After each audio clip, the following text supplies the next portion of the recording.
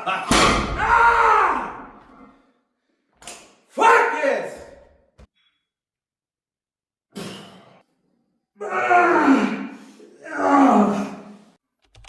Was zur Hölle macht er denn jetzt schon wieder?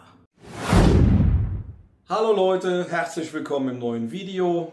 Was erwartet euch in diesem Vlog? Plot Twist, dieselbe Scheiße wie jedes Mal. Wir schauen uns an, wie ging die Trainingswoche 4 zu Ende. Wir schauen auf mein Hebetraining. Wir schauen auf meine Bankassistenzen. Wir schauen auf meine Beugeassistenz. Damit es irgendwie spannend bleibt, ich habe einen neuen Plank-PR angegangen. Und wie das Ding gelaufen ist, das erfahrt ihr später in diesem Video. Wer jetzt keinen Bock auf den ganzen Scheiß hat, die Timestamps kommen unten in die Beschreibung. Dann könnt ihr einfach vorspulen bis da, wo ihr hin wollt. Ansonsten viel Spaß im Video. Wir sehen hier einen Arbeitssatz von Trainingstag 3. Das ist so ein bisschen meine Spielwiese. Kurzhantel drücken auf der Schrägbank. Ja, das ist eine Übung, wo es am Anfang Schwierigkeiten mit gab, wie schon mal erwähnt, wegen den entzündeten Sehnenansätzen. Mittlerweile scheint sich das mehr und mehr zu egalisieren, abzuheilen. Ne? Deswegen kann ich jetzt etwas schwerer belasten, als das die letzten 2-3 Wochen so war. Und perspektivisch gesehen könnte man da jetzt demnächst nochmal Gewichte in die Hand nehmen wie früher. Ich möchte sagen, wo ich auch gerne hin möchte. Das würde mich sehr freuen. Ob das denn dann so ist, das wird sich dann immer zeigen. Ich taste mich da stückweise vor und schaue mal, was denn dann da möglich ist. Für die jetzt folgenden Cable Flies nutze ich die Schrägbank auf derselben Einstellung. Ich nehme gerne die ATX-Bank im Verein, weil die ein etwas schmaleres Rückenpolster als die andere Schrägbank hat. Und mit meinem etwas schmaleren Körperbau kommt mir das sehr entgegen. Da habe ich etwas mehr Bewegungsfreiheit an der hinteren Schulter.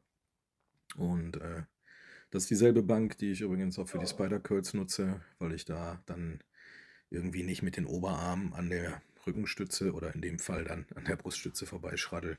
Das passt für meine Verhältnisse ganz gut. Kommen wir jetzt zum Sahnestück dieser Woche Nummer 1. Das Heben. Wir sehen hier einen Ramp-Up-Satz mit 165 Kilo. Das ist natürlich nicht die Welt, aber es ist halt im Lichte der letzten Monate das erste Mal, dass ich so eine Last wieder ordentlich bewegen konnte, ohne Schmerzen, ohne Probleme. Ihr seht hier rechts in der Einblendung aus meiner Bar-Tracking-App, dass ich mir da auch die Startposition angucke und durch einen breiteren Stand als früher versuche, diese zu optimieren. Und das folgt dann hier auch in dem schlussendlichen Topsatz mit 175 Kilo für 4 Reps, über den ich mich sehr gefreut habe. Das hätte ich vor ein paar Monaten noch mit einer hochgezogenen Augenbraue kommentiert, weil das eigentlich kein Gewicht ist für mich. Aber ne, wenn man halt irgendwo in der Reha ist, dann muss man Ziele niedriger stecken. Ja, Trainings-Footage vom Freitag. Da ist dann wieder eine Bankvariante angesagt. Das ist die Long Pause 030 in der Kadenz. Hier sehen wir den letzten Ramp-Up-Satz, 70 Kilo. Warum habe ich da das ganze Spielzeug an? Ich meine, Handgelenksbandagen und einen Gürtel, um 70 Kilo zu drücken. Eigentlich ganz einfach. Bei höheren Lasten, sagen wir mal so ab 110 Kilo für meine Person, ist das eine höhere Last, genieße ich Vorteile des Gürtels, weil ich den Core gegen ein Hindernis aufblasen und versteifen kann. Und die Handgelenksbandagen brauche ich in Anführungszeichen so in der Regel ab 100 Kilo. Ich habe da im rechten Handgelenk aufgrund einer älteren Verletzung, also wir reden von 25 Jahren alt, immer ein Thema. Um mich nicht zu entwöhnen von dem Equipment, nehme ich es dann halt hier bei 70 oder bei 80 Kilo später am Topsatz halt auch mit. Brauchen tue ich es das eigentlich nicht. Ich möchte halt den Umgang mit dem Zeug für die Zeit, wenn ich mal was schwerer gehen kann, wieder nicht verlernen. Mehr steckt da eigentlich nicht hinter. Als nächstes der Topsatz mit 80 Kilo. Hier habe ich meine Zielvorgabe deutlich erfüllt, allerdings an der unteren Bande gekratzt dessen, was ich mir so als Toleranz eingeräumt habe. Daher fiel dann die Entscheidung, ich fange jetzt nicht an mit Microplates hier, 1 Kilo drauf oder so ein Käsekuchen. Da ist mir Zeitmanagement wichtiger. Schnell rein, schnell raus, alles abtrainieren innerhalb gewisser Vorgaben und dann ist es dann aber auch gut. Weil es ist genug Stress. Ich muss mir jetzt nicht für 1 Kilo oder 2,5 auch noch da Stress machen. Ich bin ja froh, dass ich aktuell ohne neuerliche Entzündungserscheinungen die Bank trainieren kann.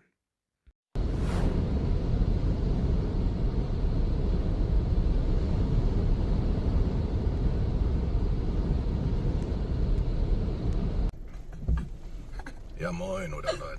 Wir haben Samstag 5:45 Uhr. Wir stehen mit der kompletten Mannschaft vorm Aachener Kraftsportverein. Wer Kinder hat, kennt das. Manchmal ist die Nacht früher zu Ende als gewünscht. Für mich war heute um 4 Uhr morgens Schluss. Die zwei hier, die habe ich jetzt mitgeschleppt. Wir sind beim Training. Wir fangen jetzt an, gehen rein.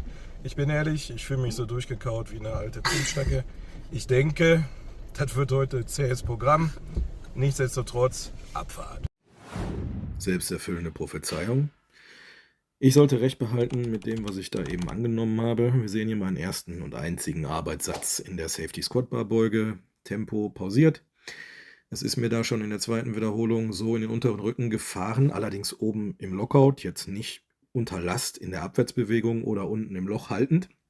Das ist in der Regel kein Problem, dass ich nicht mehr explosiv arbeiten konnte und bei dem Versuch danach nochmal einen Backoff-Satz rauszulaufen oder die Beuge anzusetzen, habe ich schon abgewunken, gar keine Chance. Rehabilitationsprozesse verlaufen selten linear. Das Heben diese Woche lief gut. Die Hip Thrusts haben mir wirklich weitergeholfen. Und dann ist halt der Samstag scheiße. Ja, was weiß ich denn? Ich folge da einfach dem Körper und dem Schmerzsignal und nehme weg, was ihn belastet und mache nur das, was ihm gut tut. Deswegen habe ich die Headfield Squats auch komplett gestrichen für heute, weil das war einfach nicht zu machen. Wir sehen jetzt die Hyperextension, die mir unheimlich gut tut und meinen Problembereich entlastet, durchblutet, aufpumpt, was auch immer es macht. Es fühlt sich super an. Danach kann ich wieder normal durch die Gegend laufen. Nun, das, was wirklich Spaß macht, der Plank PR, 3,25er kunststoffummantelte Scheiben. Hier seht ihr meinen kläglichen Versuch, mich selber zu beladen. Wir hatten im Vorfeld schon abgesprochen, weil klar war, die erste Scheibe geht vielleicht noch irgendwie, die zweite wird schon schräg, die dritte wird quasi unmöglich. Dass meine liebe Tochter mir zu Hilfe eilt und dann auch schön die Kennzeichnung der Scheiben mal in die Kamera hält, damit man sieht hier, der Daniel spart sich irgendwie nicht ein paar Kilo und lädt dann nur 20er oder so, sondern das sind 25 Kilo Scheiben. Ja, das war ein ganz großer Spaß, das kann ich euch versichern. Ich habe mir am Anfang ein bisschen Gedanken darüber gemacht, drückt das irgendwie auf dem Kreuz, am Steißbein, was sagt mein Rücken zu der ganzen Geschichte? Überraschende Feststellung ist, das spielt für den Rücken überhaupt keine Rolle. Also wäre ich jetzt nicht so im Arsch, weil die Nacht ja völliger Scheiß war und die ganzen letzten 2 Wochen eigentlich erholungsmäßig völliger Scheiß waren, hätte ich, glaube ich, nochmal versucht, da eine weitere 25er drauf zu packen und 100 zu planken, um zu schauen, wie weit ich komme. Die Druckstellen am Rücken sind ein bisschen unangenehm, aber deswegen habe ich diese Hantelscheiben-Variante gewählt. Die hat so eine Phase in der Kunststoffummantelung und damit lässt sich das eigentlich ganz gut aushalten. Die Schnellscheibe habe ich mir angeguckt. Das ist halt eine Gussscheibe mit einer relativ scharfen Kante. Das habe ich mir dann mal gespart. Ja, jetzt habe ich fast 2 Minuten Zeit, Blödsinn zu erzählen. Was soll ich euch sagen? Die Zeitwahrnehmung in dieser Übung ist ein bisschen schräg. Man meint, man hat da eine Ewigkeit gehangen oder gleichzeitig erst 10 Sekunden. Ich habe irgendwie das Gefühl, dass meine Zeitwahrnehmung unter Last in dieser Übung komplett aus den Fugen gerät. Ich hatte mir einen Song ausgesucht, den ich hören wollte. Der ging irgendwie 2 Minuten 45. Ich war nicht der Illusion erlegen, dass ich das komplett halten könnte, aber dann habe ich irgendwann mit einem Song gemerkt, ich habe gar keine Ahnung, wie dieser Song eigentlich zu Ende geht, also hatte ich auch noch nicht mal grob eine Idee davon. Wie lange hast du jetzt eigentlich noch? Ja, nicht so schlimm. Ich habe mich selber überrascht. Das war jetzt in Summe 1 Minute 53 Sekunden, aka 113 Sekunden. Wer will, kann ja hier mit den Timestamps hin und her schieben und gucken, ob das so stimmt. Ich glaube, mit 75 Kilo dürfte es mir möglich sein, mit ein wenig Übung die 2 Minuten zu erreichen. Und heute Morgen habe ich 79,6 gewogen. Das heißt, das ist verdammt nah am Körpergewicht. Ergo werde ich das wohl nächste Woche, sofern ich denn dann fit bin, einfach mal mit meinem Körpergewicht versuchen. Und ich glaube, ich möchte irgendwann demnächst auch mal versuchen, wie lange kann ich eigentlich 100 Kilo halten. Weil das hier mit fast 2 Minuten fand ich schon ganz ordentlich. Ich trainiere normalerweise keinen Bauch und Planks erst jetzt das 7., 8. Mal, ich weiß es nicht, in meinem Leben, ja, also jetzt nicht diesen Monat. Ich habe keine Ahnung, woher das kommt und ob das irgendwie, was weiß ich weiß es einfach nicht. Scheinbar liegt mir diese Übung. Hier macht es mir übrigens der Umstand ein bisschen schwer, dass meine Füße nach hinten rutschen auf dieser komischen Gymnastikmatte da.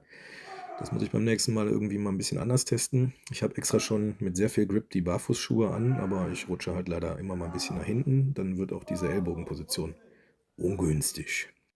Ebba und ich haben uns totgelacht. Ich nicht. Verständlich.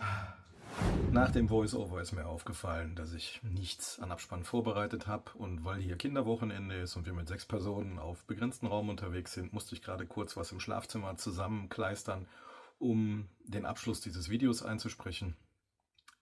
So überraschend gut, wie das Heben jetzt am Donnerstag gelaufen ist und beschwerdefrei gelaufen ist, so überraschend schlecht war der Beugeassistenztag dann heute. Ich weiß noch nicht genau, woran das liegt, wohin da die Richtung geht.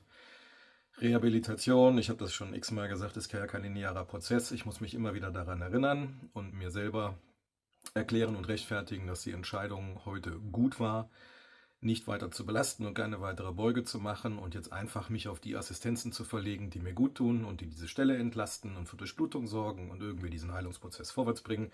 Weil sind wir mal ganz ehrlich, es spielt überhaupt keine Rolle, ob ich da jetzt noch 10 Kilo drauf packe oder nicht, im Sinne vom langfristigen Progress. Es spielt aber sehr wohl eine Rolle, wenn ich mich damit dann tatsächlich gezielt überlaste und nicht mehr alltagstauglich bin. Lange Rede, kurzer Sinn. Am Ende war die Woche für die bescheidenen Umstände doch ganz gut. Der Plank-PA freut mich äußerst. Da habe ich wirklich nicht mit gerechnet. Ich meine, es sind fast 2 Minuten für fast Körpergewicht. Da fehlen 4,5 Kilo. Ich bin halt tatsächlich drauf und dran, mal zu schauen, nächste Woche, wenn ich fit bin, irgendwie Freitag oder Samstag, da mal stumpf mein Körpergewicht aufzuladen und zu gucken, wie lange ich das eigentlich halten kann. Oder, wenn wir ein Füchschen sein wollen, ich meine, das waren jetzt 3 25er. Ich kriege ja auch noch eine 4. balanciert. Aber mal gucken, ich will nicht zu viel versprechen. Ja, ich hoffe, das Video hat euch angemessen unterhalten. Am Ende werde ich es ja an den Zahlen sehen. Ist das interessant, ist das nicht interessant? Eigentlich hatte ich vor, mehr Talking Head zu liefern und nicht nur Trainingseinschnitte mit einem Voiceover. Aber naja, wir sind ja halt eine Patchwork-Familie, die gerade hart am Limit läuft. Das heißt, es bleibt nicht immer die Zeit oder der Raum, den man gerne hätte, um persönlichen Luxus wie sowas hier jetzt durchzuziehen. Egal, wir bleiben weiter am Ball. Ich wünsche euch ein entspanntes Wochenende. Bis bald.